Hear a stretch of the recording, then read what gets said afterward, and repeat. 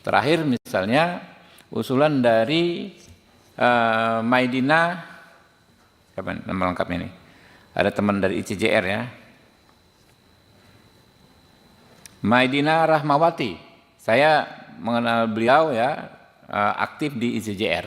Sampai akhir-akhir pengesahan, beliau meminta memberikan aspirasi soal perluasan objek pra peradilan, termasuk diantaranya soal penelantaran laporan atau undue delay, lalu soal penangguhan penahanan. Ya, dari beberapa poin, 2 itu kita akomodir, kita masukkan di pasal-pasal terkait objek pra peradilan. Begitu juga masukan dari Universitas Indonesia yang disampaikan oleh sahabat saya, rekan Taufik Basari, ya. Beliau mengajar di Universitas Indonesia, kirim surat yang ada pakai kop UI, di antaranya soal larangan terjadi penyiksaan dan intimidasi dalam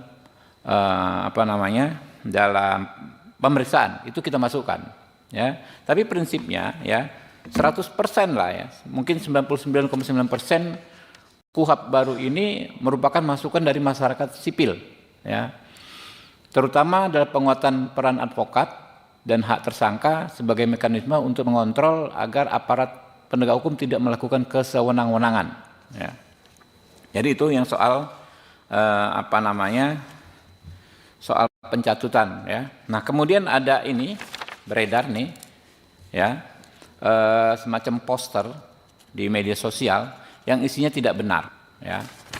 Disebutkan, ya, kalau RKUHP disahkan, polisi jadi bisa lakukan ini ke kamu tanpa izin hakim. Ini tidak benar sama sekali. Pertama, diam-diam menyadap, merekam, dan mengutak-atik komunikasi. Ya. Kedua, membekukan sepihak tabungan dan semua jejak online.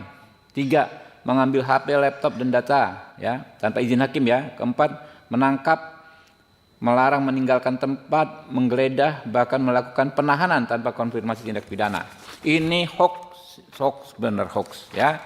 Yang benar adalah ini kami bikin klarifikasinya, kami sebarkan juga ke teman-teman nanti, ya, yang versi WA-nya, ya. Bahwa yang pertama, ya, menurut pasal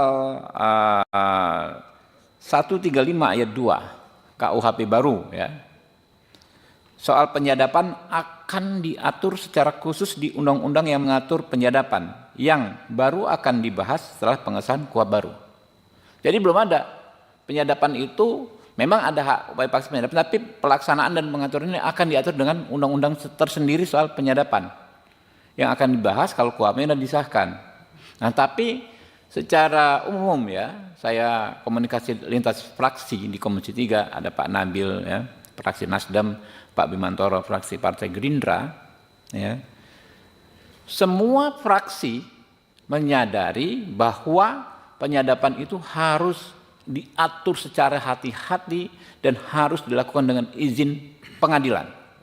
Jadi undang-undangnya belum ada, tapi sikap politiknya sudah ada, ya, soal penyadapan. Lalu menurut pasal 139 ayat 2 KUHP, semua bentuk pemblokiran, ya kan, kayak tadi ini kan pemblokiran rekening, ya, pemblokiran data online, medsos dan lain sebagainya, ya, dilakukan, ya, dengan mendapatkan izin hakim 139 ayat 2. Lalu menurut pasal 44 KUHP baru, semua bentuk penyitaan, nah ini yang soal handphone, laptop, disita itu, ya, tanpa izin hakim, menurut pasal 44 KUHP baru, semua bentuk penyitaan harus dilakukan dengan izin Ketua Pengadilan Negeri. Nah, soal penangkapan, tadi katanya bisa ditangkap tanpa konfirmasi tindak pidana. Ini mengacu kepada bahwa penyelidik atas perintah penyidik bisa melakukan penangkapan. Sebetulnya pengaturannya begini, ya. Pertama, penangkapan itu harus dilakukan setelah adanya penetapan tersangka. Penetapan tersangka itu tentu mensyaratkan dua alat bukti, ya. Lalu penahanan itu, ya, syaratnya ini jauh lebih berat, ya, jauh lebih objektif dibandingkan dengan apa yang diatur di KUHP Orde Baru, ya. Di KUHP baru penahanan bisa dilakukan pertama apabila tersangka mengabaikan panggilan 2 kali berturut-turut. Ini kan sangat objektif. Panggil sekali nggak datang, 2 kali nggak datang. Jelas faktanya. Yang kedua, apabila tersangka memberikan informasi tidak sesuai fakta. Ini kan gampang di cross check-nya, gitu loh. Ketiga, apabila tersangka menghambat proses pemeriksaan, ya.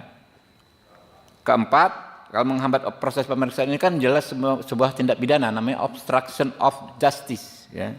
Keempat, apabila tersangka berupaya melarikan diri, melakukan ulang tindak pidana, ya, menghilangkan alat bukti dan terancam keselamatannya, atau yang terakhir, tersangka mempengaruhi saksi untuk berbohong. Ini juga kan termasuk dalam obstruction of justice yang memang merupakan tindak pidana. Jadi, ya, kalau di KUHP Orde Baru, orang itu bisa ditahan hanya dengan 3 kekhawatiran. 1, khawatir melarikan diri, khawatir menghilangkan alat bukti, khawatir mengulangi tindak pidana, yang pemenuhannya unsur yang subjektivitasnya hanya ada pada penyidik. Nah, kalau yang di KUHP baru ini sangat objektif, sangat bisa dinilai, gitu loh. Jadi teman-teman, ya, kami sih terus berdoa sampai sekarang, ya, rekan-rekan Komisi 3 kita di grup, Bismillah kita doakan hari ini bisa disahkan, ya. Semoga nanti benar-benar bisa disahkan KUHP baru, menggantikan KUHP Orde Baru, ya.